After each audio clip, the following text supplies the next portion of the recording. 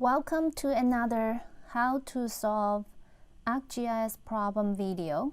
In this video, I will demonstrate how you can resolve the tool not licensed error in ArcMap. In this video, I'm going to show you how to resolve an error when you were told by ArcMap that the tool that you're trying to use is not licensed. So for instance,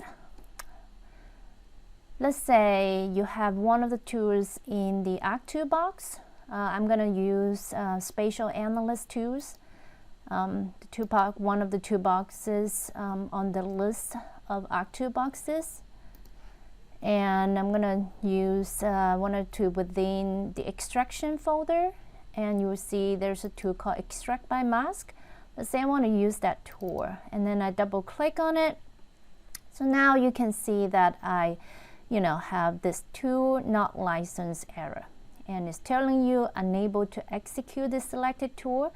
And there are different reasons that you may run into this.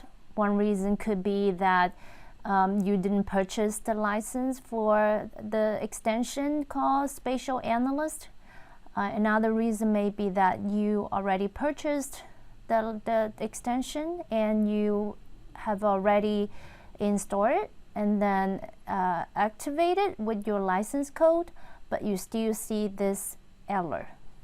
So the reason, if under that condition, if you still see this error message, could be because that you have not checked the extension box under Customize. So now I'm going to show you how to fix this problem so that you can move forward with your exercise. So click OK to close that error window, and now you can go to Customize.